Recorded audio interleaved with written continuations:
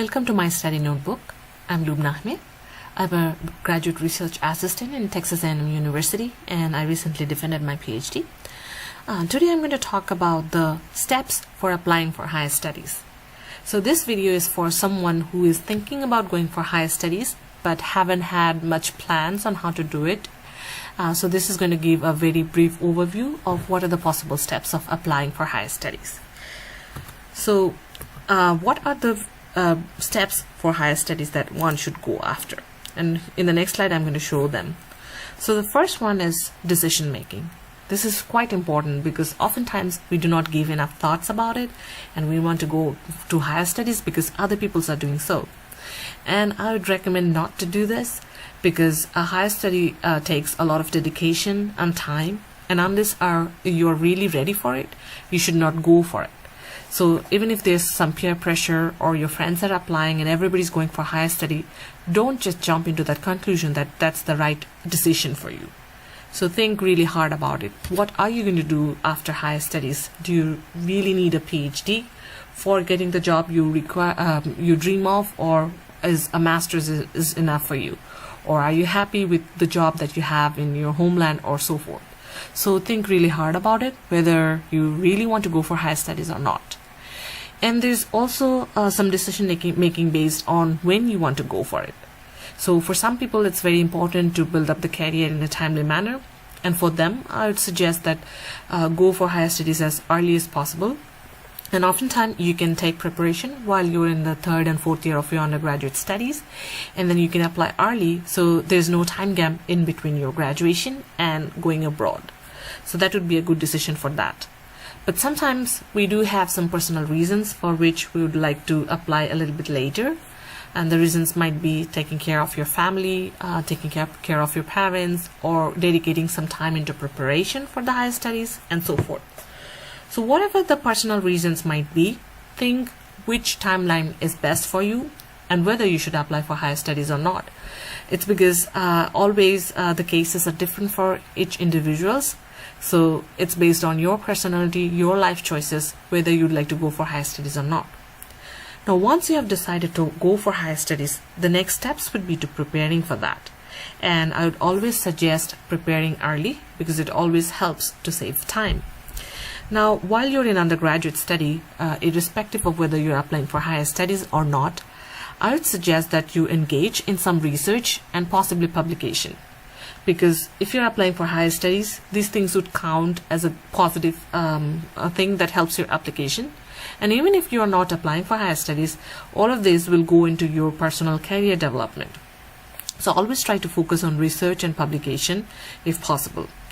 And this gives you an extra benefit in terms of building up a network with the faculty members and other professionals, which will come in handy whether you're looking for a job in your homeland or you're applying for higher studies, because in that case you'd require some recommendation letter from faculty members or people who have closely worked with you. And if you're not doing any work with anybody, you have just attended some classes and the faculty members barely know you, then they won't be able to generate a very good quality recommendation letter for you. But in comparison, if you have done good quality research with the faculty members and have met them on multiple occasions, then it's highly likely that they would remember you, they would remember your work, and will recommend you a good recommendation letter when the time comes. Also, another important thing about applying for higher studies is the timeline. So it takes a lot of time to prepare and apply. And then if you're applying for a fall semester the next year, you'd have to have all the documents ready by the end of the current year. So for example, you're applying for fall 2019. So in that case, all the applications will close by early 2019 or the end of 2018. So by December 2018, you'd have to have the GRE scores ready, you'd have to have your SOP ready and the letter of recommendations ready. And in case you haven't started yet for preparing yourself for the standardized test, that means that you should start really early because you'd have a very few months left for preparing. So take into account of all those timelines before you have started applying or thinking about applying, because it would take about a year for you to prepare all of this stuff. So be very mindful about the timeline. And then the preparation for the standardized tests, they also take a lot of time, because getting familiarized with those tests such as GRE, TOEFL takes some time, and then it also takes a lot of practice to get acquainted with the timeline and the test that they're designed in the way. So it's important that you leave some time for preparing the standardized tests. And oftentimes it's recommended that you start preparing early. So while you are in undergraduate study, while you are studying your courses, take some time to start preparing for this and getting familiarized. And this is going to save a lot of time for you. So these were some of the points on how you could prepare yourself early on for higher studies. So now that the time for the application is coming, what are the prerequisites that you need? So obviously you need the scores from the standardized tests such as GRE and then TOEFL or IELTS. You also need to have at least 3 to 4 recommendation letter. So for that you'd have to talk to the faculty members and all other professionals that you have worked with ahead of time, so that they can prepare a recommendation letter for you. And if you're going to apply in multiple universities, that means that you'd have to get multiple recommendation letter. So therefore you'd have to establish that connection with people and remind them how they can help you with a reasonable amount of time. The third requirement for application is the statement of purpose, and this is really important because this is what sets you apart from other candidates. This gives you a scope to talk about yourself, to tell your story, why you were interested in applying for the higher studies, what brought you here, what are your personal strengths and abilities that makes you a good candidate. So that's somewhere you have to put in a lot of effort and time. You'd also have to keep some time for reviewing the SOP, because once you have written it, you need to get it revised by other people to get their perspective and their point of view, and then you'd have to revise it.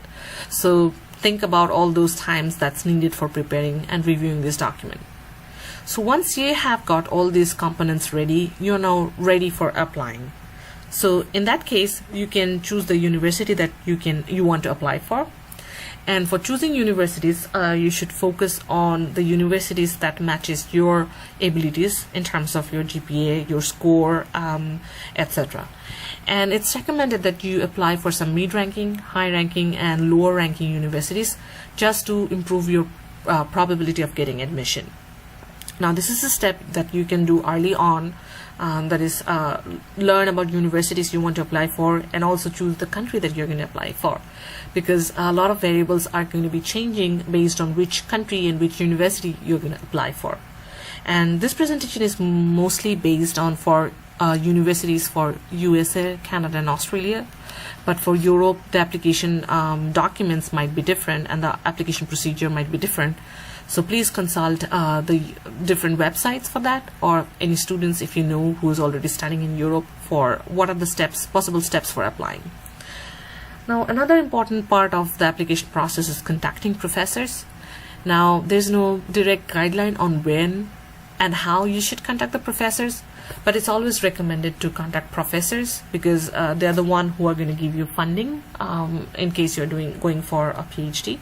Or oftentimes, even if you're not going for PhD, you might want to do a thesis with a professor, and you might like work of a certain professor, and in that case you'd like to contact them beforehand to show your interest that you want to work with them.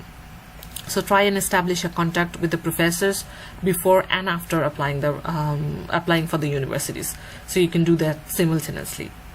And after you have done the applications within the deadline, the only thing that you can do for a while is wait for the answers. There's a whole bunch of things that you should do after getting selected, but for the time being, these are the steps that will lead you to application for our universities. I know that this is a very general overview, but this would be a good presentation for someone who has just begun to thought about applying for higher studies, or just want to explore this area. So this will give you a brief overview on what are the steps of applying for higher studies. And I hope that this video helped you. And if you have liked this video, don't forget to like, subscribe, and share our website, My Study Notebook. Thank you.